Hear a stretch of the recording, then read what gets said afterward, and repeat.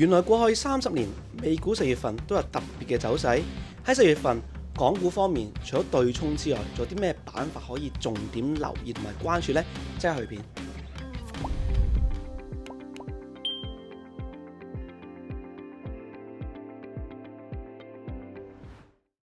各位觀眾、各位酸辣粉，大家好啊！歡迎翻返嚟一周實倉復盤嘅時間，我係孫子。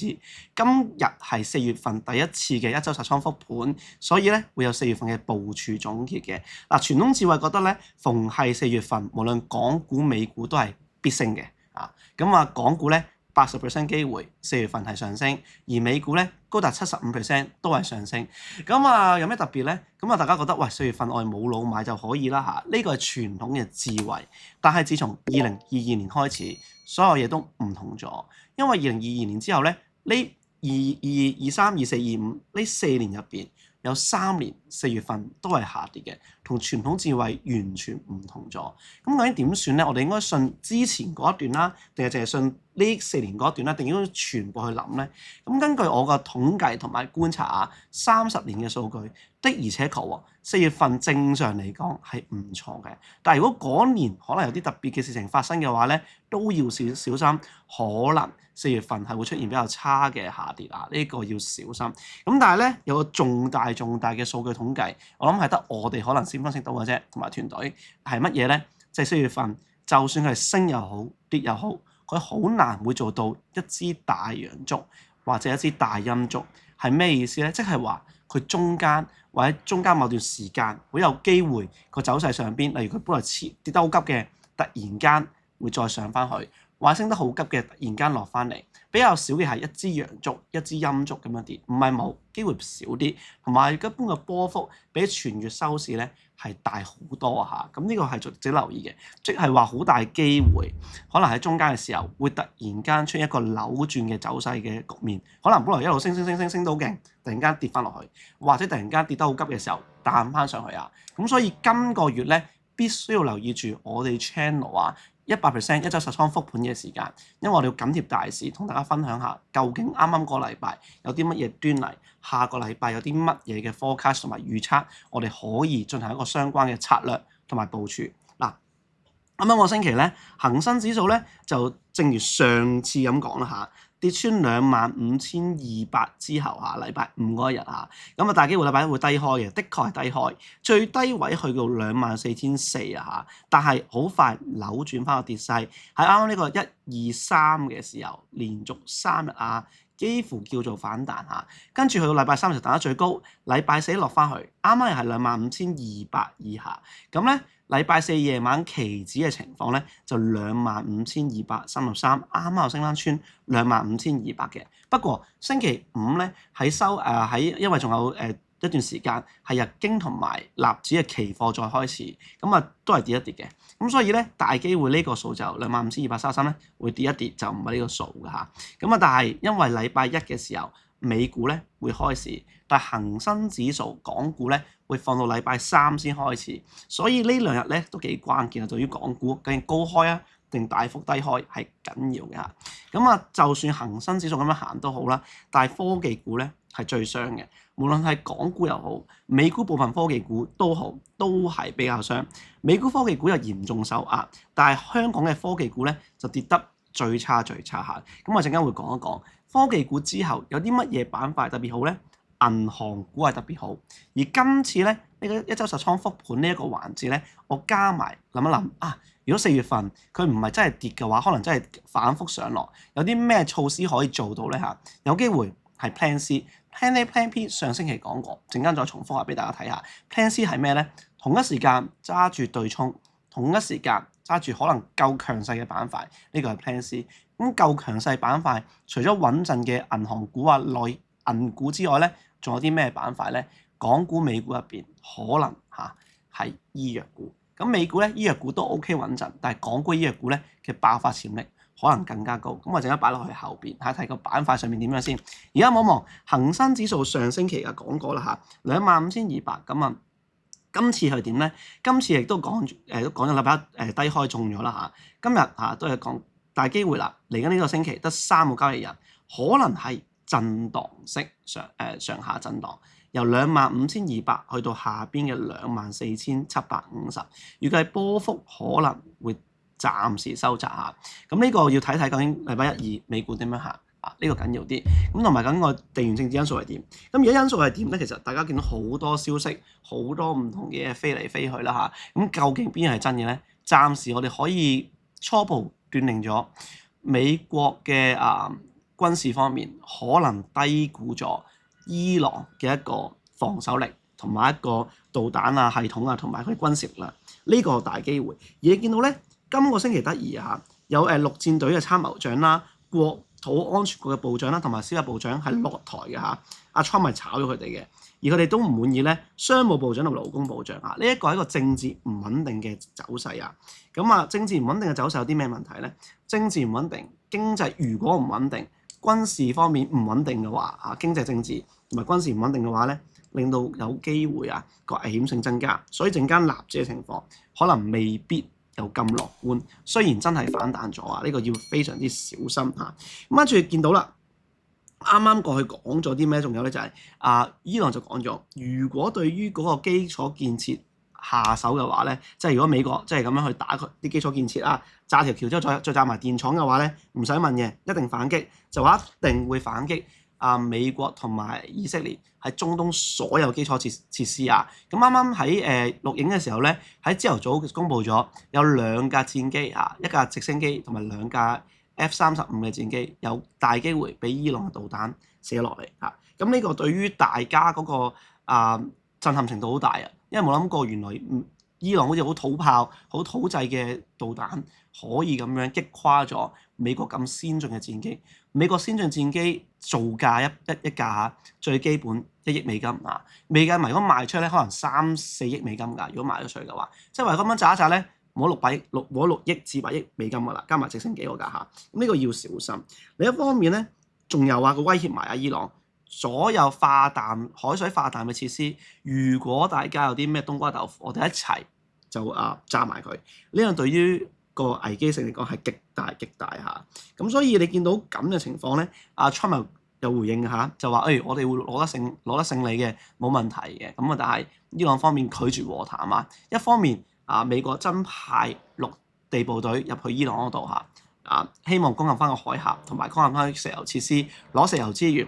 但另一方面見到個情況係，佢又想和談，但係伊朗嗰邊嘅相關當局咧就決定咗唔會和談嘅。所以和談嘅機會率非常之低。咁另一方面啦，1.5億嘅國防開支咧，啱啱Trump 就宣布咗會有呢個國防開支。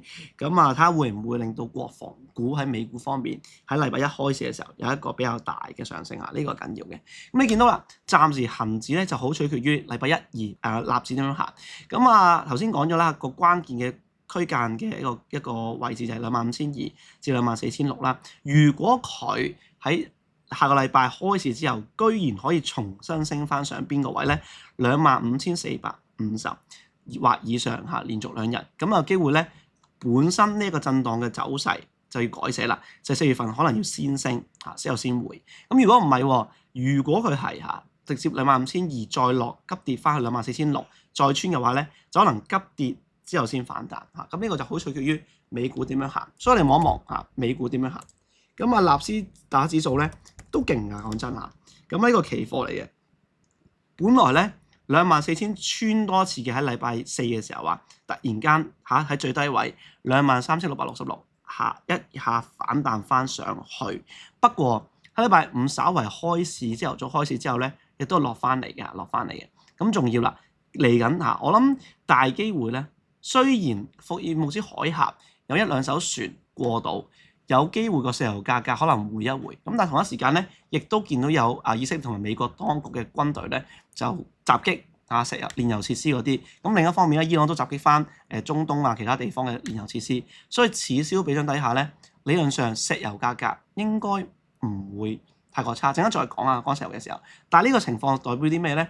如果啲戰機真係打落嚟，300幾人受傷嘅話咧，對於美國個穩定程度投資人對美國穩定程度應該係覺得擔心嘅，所以理論上大機會納指會下跌。如果納指真係下跌嘅話咧，咁就應該係第一個預測走勢 A 啦，就係港股恒指可能會先跌啊，後尾先可能喺4月中或者後期先至反彈。咁啊，納指如果真係跌嘅話咧，咁應該恒指都跟住會跌嘅機會比較大嚇。咁啊，納指嘅話咧，你見到啊24,129，咁啊上邊嘅位置個高個重要位置係咩？24,300嚇。咁點先知佢會再跌咧？如果再次禮拜一跌穿24,000，然後禮拜2、3冇跟進彈翻上去，而家跟進下跌嘅話咧，非常大機會要再跌啦。可能4月份納指要先跌先啦嚇。咁啊，打破咗以往10幾年4月份必升嘅一個祝福。咁但係會 match 翻呢幾年啊，22、23、24、25平均4月份回報係下跌嘅一個最新嘅一個 update 啦嚇。咁啊，呢個係納指嘅重要性啊。咁記得頭先個位置自己 mark 住啦嚇。咁啊，觀察好緊要嚇。咁啊，一定要講少少油價嚇，因為油價咧有啲咩特別咧，就係見到再次 WTI 突破咗期貨收市嘅新高112蚊啊！呢個好誇張嘅一個關鍵啊！你見到咧成個走勢上邊極大機會會繼續上升，持續上升，即係通脹問題解決唔到，再加埋啱啱上個星期五美國經濟數據嗰方面非農數據比預期之中大好多，即係話經濟好大，咁比較強、比較堅韌，即係話聯儲局未能夠減息，有機會喺個息口維持高位甚至係有啲情況顯示出可能加少少，咁嘅話咧，美股科技股將會非常之受壓。呢一個陣間會再講講相關嘅科技股走勢。咁所以4月份美股咧就唔係咁樂觀嘅。你見到個戰事方面係失利，再加埋石油再咁樣上升嘅話，呢個亦都係個問題呢個係問題。好啦，咁講咗石油啦同埋石油仲有個緊要位置嘅就係咩咧？就係佢個石油嘅期貨嘅5月份期貨對比6月份期貨係最大嘅一個日價咁呢個1983年統計以嚟最誇張嘅，即係話大家非常之擔心做期貨嘅喺5月份根本上就唔夠石油去交割，咁有機會令到咧5月份嘅石油期貨咧可能再夾得更加高都唔奇。咁全世界包括韓國市場啦、日本市場可能會更加而受壓受到沽壓，呢個係危險嘅。科技股亦都係一樣孫子大戶以兵法守護你財富。如果想同我哋一樣用大戶思維學習投資理財，記得 subscribe 我哋同埋按叮叮鐘啦。咁上星期講過騰訊啦、阿里巴巴啦、美團啦同埋京東嘅。咁騰訊咧其實咧冇乜特別，可以參考翻上一期個節目，因為個睇法咧同上次係差唔多嘅。咁我哋講一講究竟平台股方面阿里同京東跟唔跟咧跟唔跟跌咧？本來美團咧應該係上升嘅，但係咧好唔好彩地美團咧亦都好似上次咁講啦。如果不幸地穿82蚊收市咧，我會即刻全部咧我會賣走佢，有啲博反彈嗰啲。禮拜三嘅時候咧81.9毫半收市，咁所以咧我係即刻已經全數賣出。星期四嘅時候跌穿埋82蚊，最低見過78.7，收市80.2毫半咁係差嘅。咁所以咧美團咧係穿咗個關鍵位置正如上次咁講啦，82蚊穿咗之後走路下跌。咁上次講得非常之好就係82蚊呢個位係關鍵位，又可以 drop 下頭咁究竟巴巴點咧？巴巴咧睇翻上次係成功預測佢再穿嘅。上次一講到明巴巴穿咗125蚊呢個位之後，大機會再跌個第二隻腳做唔到嘅。咁所以咧巴巴咧就跟跌，冇跟個美團反彈升跟跌唔跟升，所以阿里巴巴咧係跟跌嘅。咁同上次講嘅一模一樣。咁所以就見到巴巴大機會啦，除非之後成功上翻125蚊3-4日啦，如果唔係持續下跌㗎啦冇乜太大跟進。京東京東都係京東你見到京東仍然係強咗少少但係可惜係乜嘢咧？佢呢條線咧112蚊咧又再次跌穿咁最後關鍵110蚊一定唔可以再穿，減翻下少少110蚊。如果再穿嘅話咧，京東咧就係嗰句都係跟住美團同埋巴巴可能要再跌一跌，咁就唔好啊。因為京東咧，本來呢一支我哋之前講過啦，白武士陽作為 engulfing candle 應該係要再升上去啦。不過如果佢跌穿翻1110嘅話咧，咁呢個就有機會要再回深啲咁回深啲去到呢個位105蚊。咁呢個就如果真係回到嘅話咧，就可能下期再同大家跟進翻。咁所以見到成個科技股咧係最傷所以點解我哋喺復盤入邊嘅7552升得最好咧？陣間就可以再講一講啦咁你見到咁科技股好差，乜嘢股份咩板塊最強咧？冇錯，係銀行股或者內銀股。匯豐咧都叫做反彈得幾勁嘅喺個關鍵位125蚊升翻上去。不過匯豐同埋渣打等等本地銀行股咧就未係我個杯茶嚟嘅。如果我觀察嘅話，調翻轉內銀股喺銀行股入邊先至係比較強嗰個。工商銀行成功破頂，亦都係我喺唔同嘅直播唔同嘅節目上面都講過啦。如果我係揀個收息嘅市場咁或者我係揀高息市場，再加埋我係要穩陣、要穩定嘅、要有防守性嘅，我一定揀內銀。咁呢個就又可以 gel 頭啦，就中咗啦。咁但係內銀咧，不過呢個位咧我高咗少少等佢有冇機會 back test 翻一係咧就5天線佢低位，10天線就安全啲嘅。咁但係10天線睇個樣咧，就應該唔會拉回噶啦。咁所以5天線呢啲位6個8嗰啲位，咁如果有貨嘅話咧，我會沿住5天線下啲推止賺，10天線仲安全咁有機會咧內銀股成為咗呢個跌市上邊嘅綠洲。咁見到建行咧就慢少少嘅，但建行都突破新高啦，所以內銀股非常之大機會係銀行股入邊最強跑出咗嗰個板塊。咁基本上3隻都係唔錯三寶啦中國銀行啦、工商啦、建行啦，全部破新高咁好可惜，我自己就冇用衍生工具做呢個所以再次咧可以貫穿翻我個3個 idea 揀股方面。第一個叫做霸道總裁式走勢，第二個即係要最強嘅揀最強嗰啲走勢，升穿關鍵點之後冇一去冇回嗰啲。第二個盡量唔係指數入邊佔比最高嗰啲，去指數化。咁內銀都係指數入邊都佔比大嘅，但係佢同科技股比咧，都係叫做冇咁多。第三個就係堅尼系市場嗰啲一路跌嗰啲嚟科技股嗰啲咧唔揀，一路勁一路喺高位上面盤嗰啲咧，類似銀行股內銀咧就會選擇。不過今個星期亦都唔係淨係內銀同埋內銀股淨係最好嘅。港股入邊有一個霸道總裁式上升嘅板塊係醫藥股，但係呢個留翻陣間再講，因為我哋要講究竟美股嘅科技股傷唔傷咧？傷點解會咁傷咧？除咗一個加息嘅嗰個叫陰霾底下，或者減唔到息之外咧，一個好緊要嘅 idea，大家好少聽嘅就係其實 Amazon Meta Nvidia 好多大企業佢哋嘅數據中心都擺咗喺中東，而重點係喺咁嘅情況之下，伊朗咧係講到明，如果有啲咩情況，我會先襲擊美國大企業喺中東嘅佈局，即係話 Amazon Meta Nvidia、Microsoft 等等嘅數據中心有機會俾導彈轟炸，而因為嗰啲唔係軍事嘅設施，係私人企業嘅設施，所以個防守力會特別薄弱。呢一個係個陰霾嚟㗎咁即係話其實科技股有2重嘅大維斯打擊。第一個因為個息減唔到，令到佢本身 AI 支出太大嘅問題，要更加多嘅融資去個成本更加去做啦，做融資啦，令到嗰個成本增加咗。第二就係佢哋嘅基礎設施有機會被打擊。咁如果打擊咗之後，佢哋又要再起過，又要借錢，成本又高咗嘅話，呢個個惡性循環。所以美國科技股受壓嘅可能性係非常之大好啦，咁Amazon啦，另外 Meta 啦，都係下跌。就算佢有超跌，咩叫超跌咧？就係跌穿10天線好多，所以要彈翻轉頭嘅走勢都好啦你望到大部分都係好弱。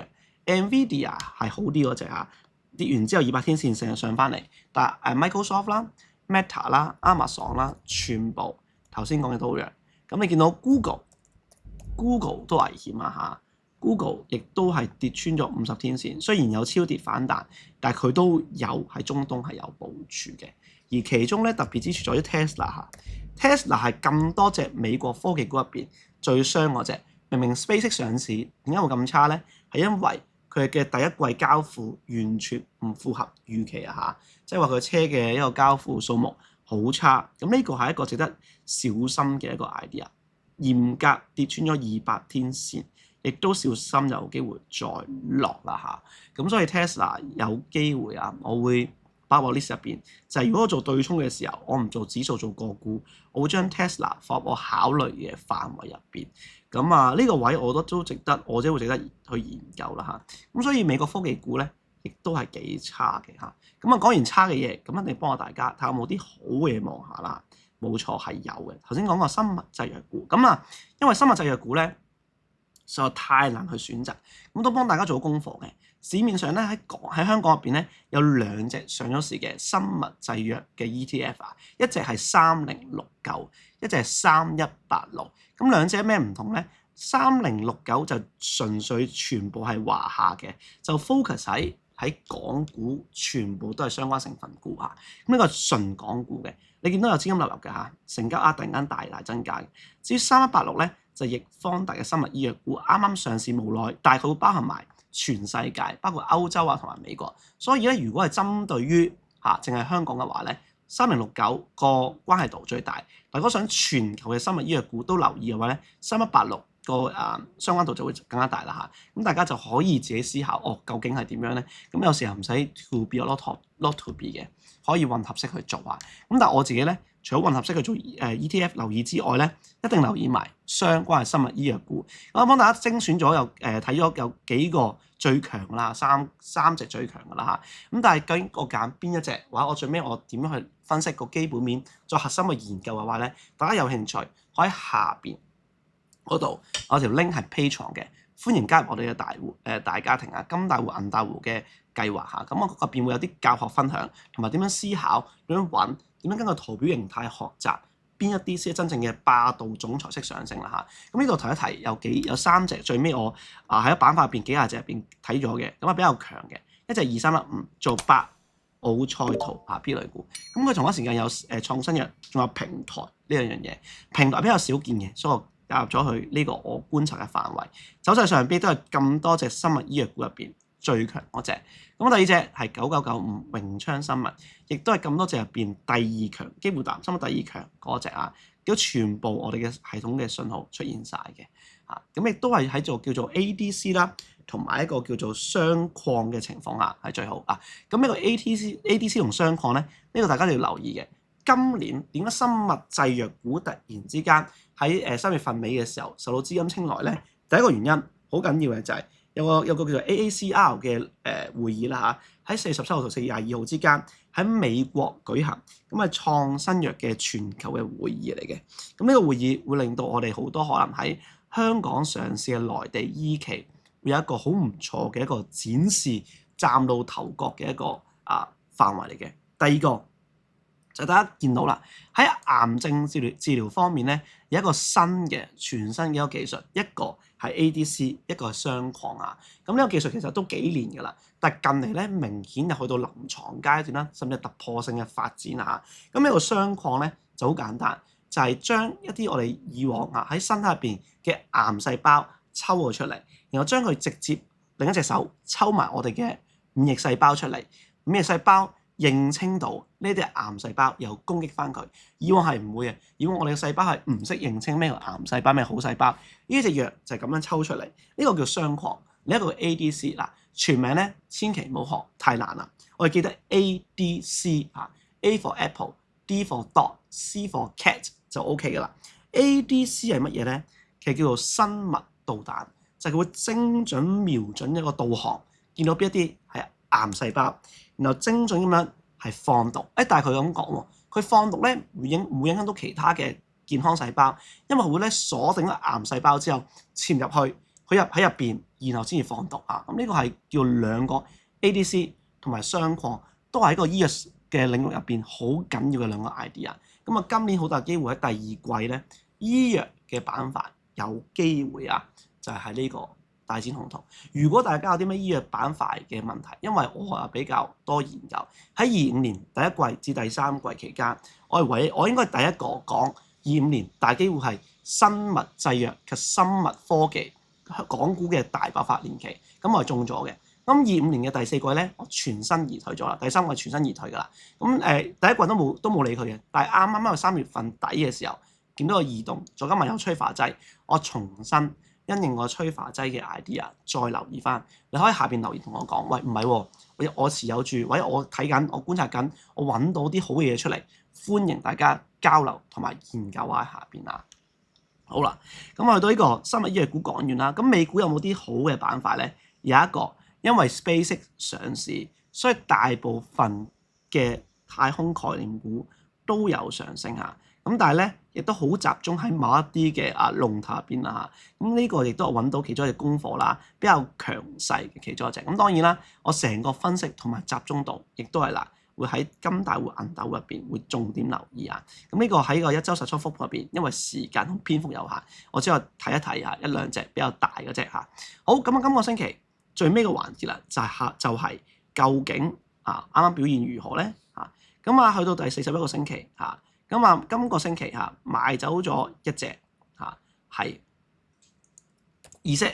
ZSL 啦嚇，咁1.5% 咁跟住咧持有住嘅一隻盈利一隻虧損啊，總共成個 period 係44次贏34次輸，咁個勝率56%嚇。咁個風險回報比亦都係2倍，暫時係合理嘅。咁睇下究竟做咗啲咩嚟啦？好簡單，就係賣出咗白銀漢探，咁賺少少啦嚇。咁7552仍然持有住，因為香港科技股係最傷嚇。另一方面，亦都沽緊美國嘅科技股，因為嗰美股科技股應該受壓。不過咁最尾佢又反彈下，咁事不宜遲啦，即刻望一望究竟發生過乜嘢事咧？好啦。咁見到 ZSL 啦嚇，點解會賣出佢咧？因為我覺得白銀大機會出現一個反彈行情，咁所以喺高位度就決定，佢暫時跌唔落喎，不如我賣出咗佢先啦。但係好大機會應該禮拜1、2咧，黃金白銀應該會低開，因為個非農數據非常勁。另一方面，石油價格又再升啦嚇，咁所以賣出可能係一個錯誤嘅決定嚟嘅。好，第二個係7552嗱，繼續咧。係大戶區間上邊，亦都係見到2個上升信號，亦都係加速向上。由於我覺得阿里同京東會跟住美團下跌，所以我繼續持有住淡倉嘅香港科技股上去。咁嗰個止賺位置咧，推到1.764個附近。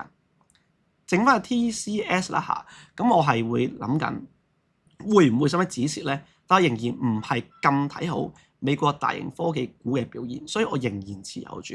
防守位置會擺翻去18個半，咁希望呢個唔好穿下。如果穿咗嘅話，可能我4月份就暫時唔諗美國科技股住，去到6月份甚至7月份、5、6月份或者8、9月份先諗下。咁呢個係成個部署。咁我當然啦，我呢個星期好大機會下星期之後，我會留意住生物製藥股嘅一啲走勢，然後可能會多住一隻。所以如果你唔想錯過下我嘅實倉嘅復盤分享嘅話，記得 subscribe 我哋，同埋我哋下星期同一時間會同大家再見。各位先講句復活節快樂，希望復活節之後個市唔係真係落啦嚇，咁大家嘅持股都更加會開心啲嚇。咁我下星期再見各位，拜拜。